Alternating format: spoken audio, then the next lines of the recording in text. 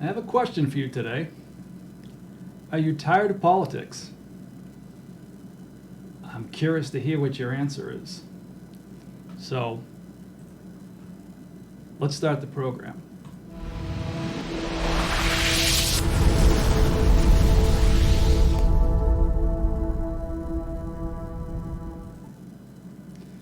Welcome once again to the Restoring Main Street podcast, and my name is Gary.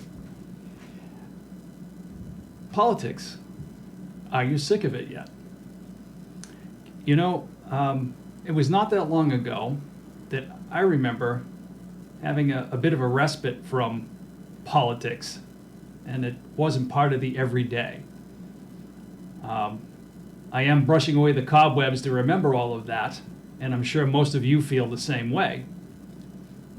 But again, like I said, I asked the question, are you tired yet? You know, the more and more I talk to friends and look around, the answer is pretty much yes. And we're going to talk about some of the contributing factors and how that slipped away. You know, there was a time, like I said, when politics felt like it was seasonal. But that's not so much anymore.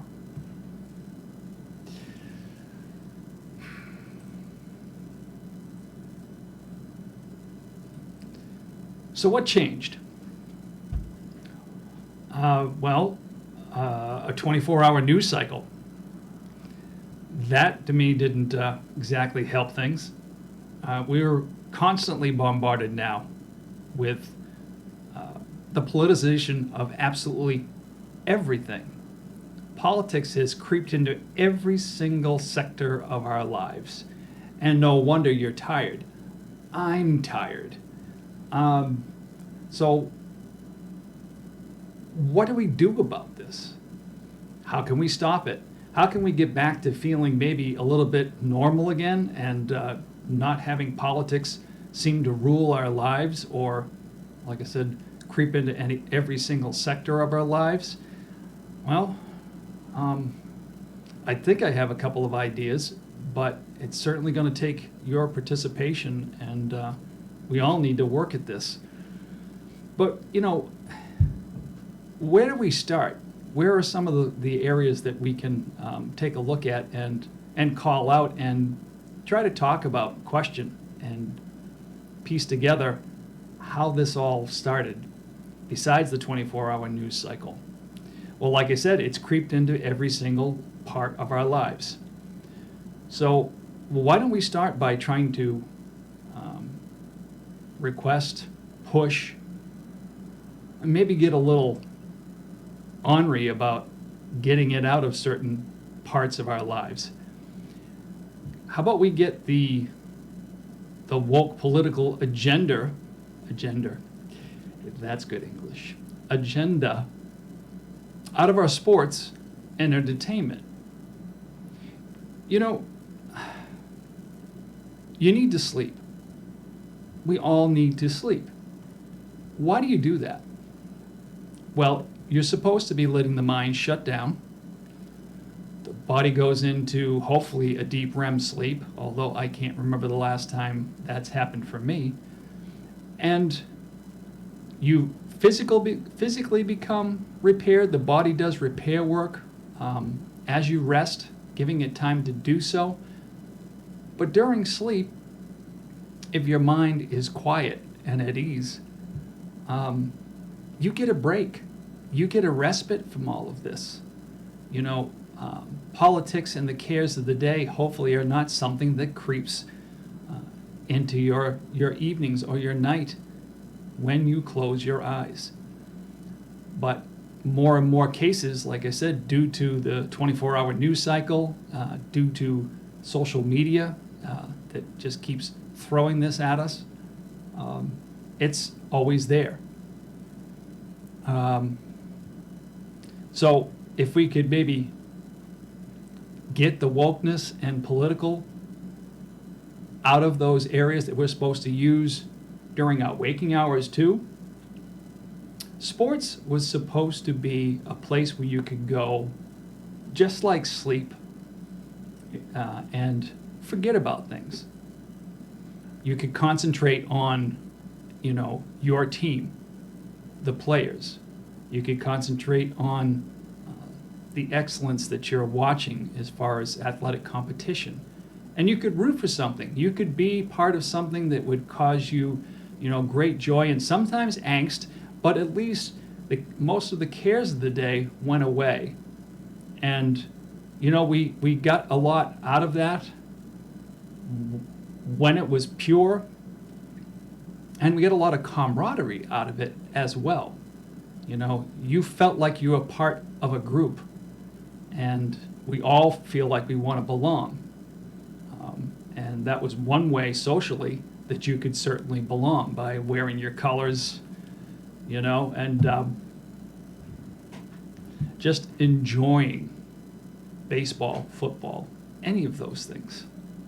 And entertainment. For a majority, I guess, of entertainment, you can pick and choose the movies that you watch. You can take a look at the titles, read down through the information, and disseminate whether it's something that you feel is worthwhile and, goes in a direction that allows you, like I said, to go to another place for a while. How about we get back to some of that between sports and some of our entertainment?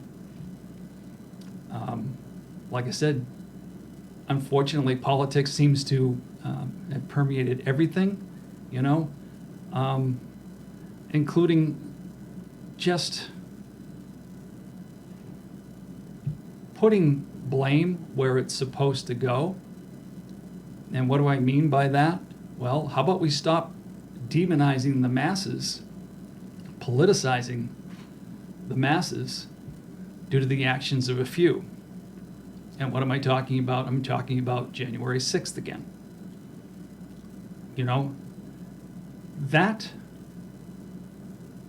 was a horrendous day in our history, and will always be a horrendous day. And everybody that I talk to has condemned the actions of those few that stormed the Capitol and did things that, honestly, they should be, prosecuted for those that actually committed crimes.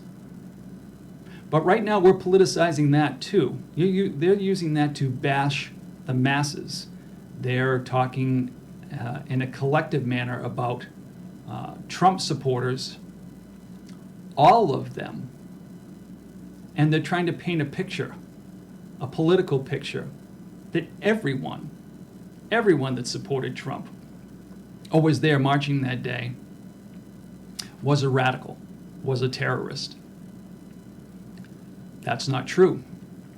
They've also likened it to the Civil War as being that disruptive to our American society. How about you blame the handful that actually committed crimes? How about we not compare something that had, I believe, if I'm correct, over 600,000 casualties when I'm talking about the Civil War and actual death? And then when we get back to what happened on January 6th and the one individual that actually died that day, Ashley Babbitt. When you try to compare those two, the Civil War and January 6th, you are trying to paint a huge, broad stroke that is not real. Another aspect of politicizing absolutely everything.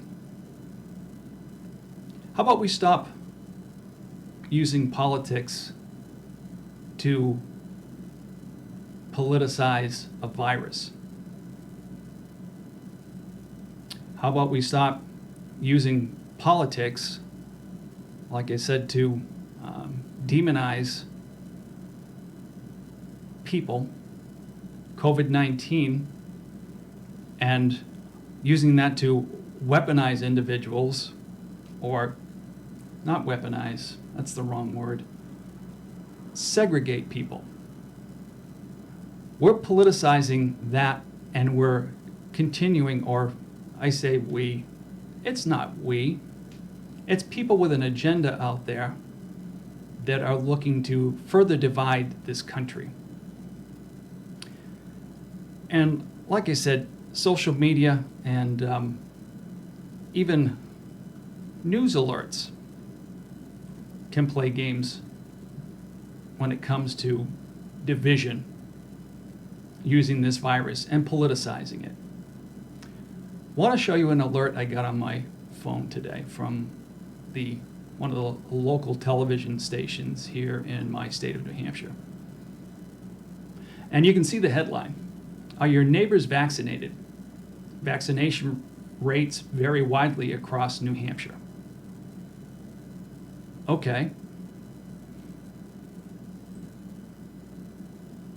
In a society that just reads headlines and maybe reads the first paragraph of things, do you think maybe we could have changed the verbiage in that particular headline? And I want to show you the other shot when I actually clicked on this and looked into it a little bit further. So, are your neighbors vaccinated? Depends on where you live in New Hampshire. Again, based on a society that looks at headlines that we just don't seem to have enough time, or don't want to make the time to actually read down through a complete article, that statement to me sounds more hyperbolic than anything else. Why are you trying to point fingers at individuals, and why are you starting to try to demonize those that may not have gotten a vaccination?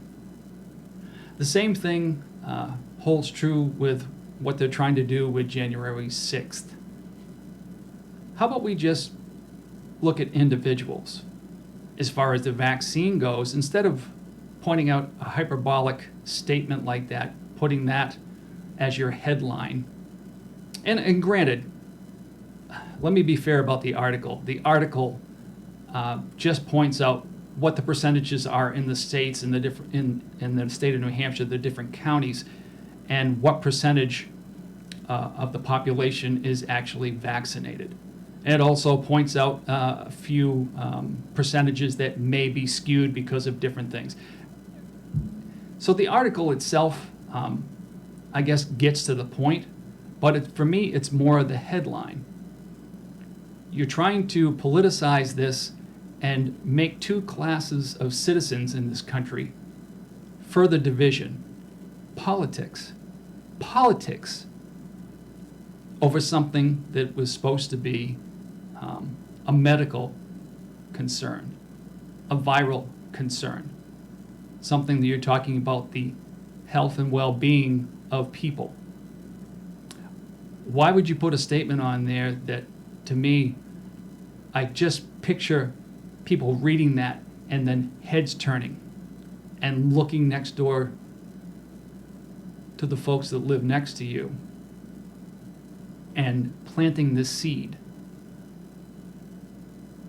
It's just politicization of something that doesn't need to be politicized.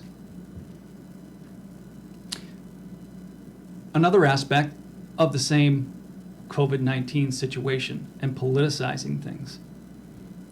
You've had a few conservative personalities and Republican representatives in Washington start to come out and have a more positive, or promote more positively the idea of getting vaccinated. So what does the other side of the aisle decide to do with that, including our illustrious president? Instead of using that as a way of encouraging and promoting the idea, if that's truly what you're looking to do, is get more people vaccinated, instead they used it immediately to mock those that decided to come out in a more positive fashion for the vaccine. That they've finally come around. They've finally figured it out. They're, finally getting on board. Again, politicizing something that doesn't need to be politicized. And honestly, this is what makes people tired of politics, tired of all of this. You just can't seem to get away from it anymore. And like most people, it makes me angry and tired. I was listening to a program today. Like I said, I do a lot of listening to podcasts while I'm at work. I'm able to do that. And I'd like to propose the wrong word, to share a quote with you. Somebody that I, like I said, listen to on a regular basis. If you haven't caught the Steve Deace show on YouTube, you can get segments of his show. The man is very down to earth. The whole program is very down to earth and seeks truth no matter where it goes. And in response to some of the politicization of COVID-19, as far as the government pushing things, he made these two statements. Government can't mandate anything. You can only comply. And that's what government, by consent of the governed, means. No truer words were spoken. So how about we start there?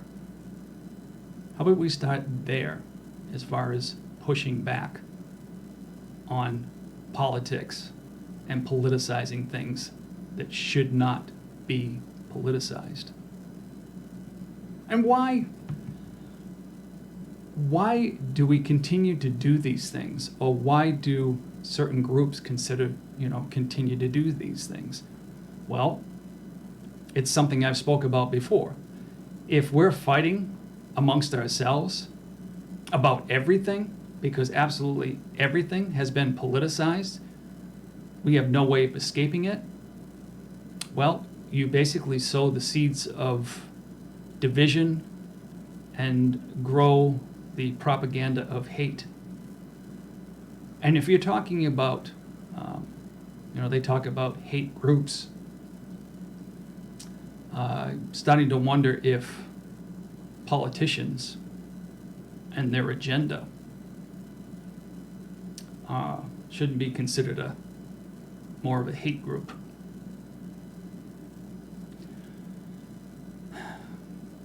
So how do we turn this around? Well,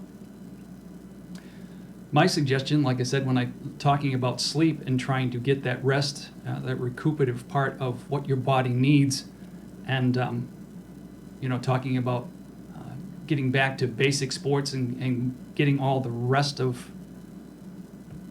anything else out of sports and entertainment, how about we get back to a limited government? Maybe you decide to tune out, the 24-hour news cycle and social media from time to time. And I don't mean bury your head in the sand, because I think we need an informed electorate as far as understanding things and making rational, common sense decisions when it comes to what you do with your vote and what subjects you decide to stand up for and push back against. But, getting back to the Constitution, getting back to Article 1, Section 8, and what is laid out there as far as what Congress, what their powers are, actual limited government. You know, if we got back to that, you probably wouldn't have to think about politics so much, because there would be restraint there. There would be boundaries that have already been set that we don't follow. The government doesn't follow. And if you stick to those things that are laid out in the Constitution, guess what? The rest of those things that we really need to take care of, those come back to the states. That's how it's laid out in the Constitution. That anything not given to Congress, and that's powers, consent from the governed to be governed. We give a little bit of what we consider our freedom to them. And how about you look at everything from the perspective of your employees. You are not theirs. Again, I quote Mr. Dace. Governments can't mandate anything. You can only comply. So how about we push back? How about we take a respite every once in a while, each of us, and tune out? And how about we just demand better?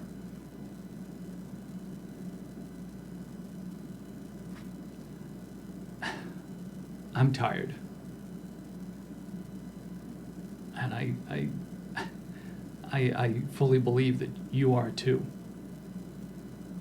So why don't we, I guess, pull up our bootstraps a little bit and work at some of those ideas that I suggested. Get back to the Constitution, take a little bit of rest, push for those segments of entertainment, sports, and movies and things of that nature, and select and choose, what we watch, and demand better. Demand better. Maybe we won't all be so tired of politics. Maybe we could push it actually back into those little short seasons that they used to exist in, instead of permeating every single bit of our lives every single day. So it's just an idea. Like I said, just a question I had, something I wanted to pose to all of you. So I ask you to think about it. Comment. Always want to hear what you think about what it is that's being discussed on this program. Just a quick reminder of where you can find this content. And I appreciate all your support. Follow, subscribe, share. That's the only way that this information gets out further, gets out to other people. And like I said, you can find this program on Rumble, YouTube, Gab TV. I upload the audio version now to Spotify, which goes to Anchor FM and a lot of different podcast platforms, so you can find it there. I have a Restoring Main Street Twitter account, a Instagram account as well, and I've just completed setting up something called locals.com, a Restoring Main Street presence there, where I can start assembling my content, getting it ready in case the great overlords decide that the things I'm trying to share with you don't fall under what they consider proper speech. At least you'll have some place to find me. And like I said before, if you haven't set up a Gab account, a MeWe account, a Rumble access accounts to those different things, some of those places where free speech is actually encouraged, I encourage you to do so. So, all right. I'll stop rambling on here. I'm going to leave you the way that I always do, God, freedom, and family, because if we lose the first two, our families are surely doomed. Thank you once again, and God bless.